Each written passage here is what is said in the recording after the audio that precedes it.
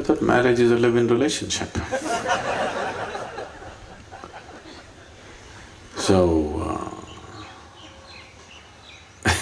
isn't marriage a live-in relationship? Are they living separately?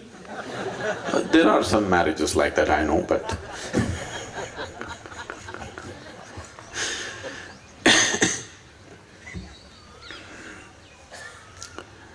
first of all, we must understand why are we forming a relationship. Right now, this in your language,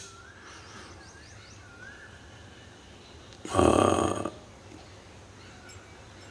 West has seeped in too strongly in your language, because somewhere in your mind, if you utter the word relationship, you're only thinking about sex-based relationships. That's not how it's been in this country. When we say relationships in this country, we thought we have a relationship with our parents, our friends, our brothers, our sisters, all kinds of relationships. But if you go in the West and you say a relationship, it means body-based relationship. First drop that idea. Relationships can be on many different levels, isn't it? Why are we making only one particular relationship so important against the other? Yes, it is also an important relationship, but not against the other, isn't it? But right now, slowly, we are building this Western ideology that this relationship versus the rest. It need not be so. The reason why in this country, marriages have been very stable, not always because two people are getting along great, not always. Because when they got married, a few thousand people got married along with them. Bride and the groom were a small aspect of the marriage. There are so many other people involved. Now if you have to break it, you have to break it on all levels, you can't break it. Your father and his father, or your father and her father may be having such a wonderful friendship, you can't break it now. Even if you want to break it with your wife, you can't break it because the whole family has joined up in so many ways. It's not just about two people. Is this good or bad? See, in the course of living together, people, today you got into some kind of situation in the evening, today you thought, this is it, I don't want to see your face again, finished. But tomorrow morning you're again in love. Hasn't this happened to you any number of times? Yes? If there is a whole lot of people around you, when that evening, when that feeling came that I don't want to see your face again, at that moment if you pack up and leave, it's finished.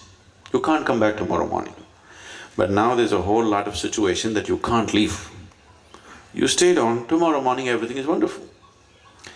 Unfortunately, most human beings are still like this, isn't it? They can't be so aware and every day they can manage everything beautifully. That's not how it's going, life, isn't it so? Ugly things happen, isn't it, in beautiful relationships? Don't they happen? Even in most beautiful relationships, ugly incidents are happening, isn't it so? To sustain those moments of ugliness, you need some support system. If there's just two idiots out there, they'll break. So, once children come, it gets a little more difficult. But before that, all the others are important. So, what is this new thing about live-in and marriage? So what you're saying is, I'll walk out whenever I feel like it, isn't it? That's not good for anybody. This is a huge load on human consciousness. There is no emotional security.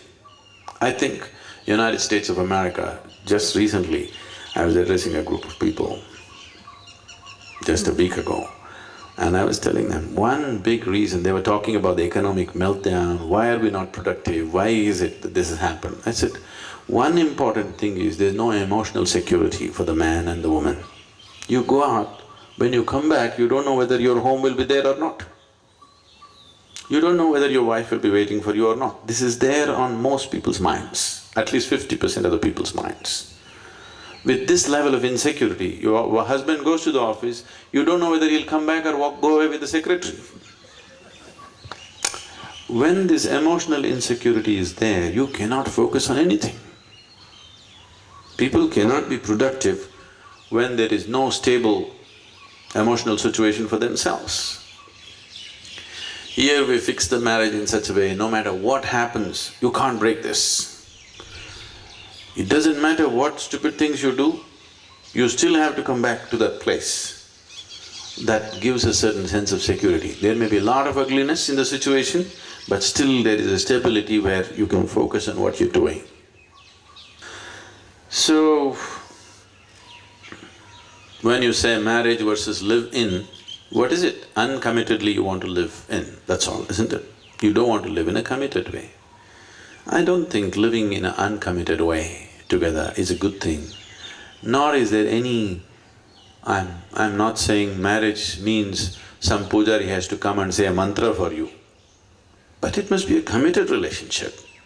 If there is no commitment, there is no real sense of respect. When there is intimacy, there must also be respect for the other person's body, mind and everything, isn't it? When you say, I'm not committed to you, whenever I feel like it, I'll walk out, there is no sense of value and respect for the other person, isn't it? So marriage is not some fairy tale thing happening, nor is it happening in heaven. It is just a statement of commitment, that I'm with you, isn't it? If you're against commitment, no, I don't think that's a good thing to do. It will not bring the stability that you're seeking out of that relationship. If you're just looking for pleasure, it's up to you. But if you're looking for a stable situation, it takes commitment. Without commitment, there is no stable situation.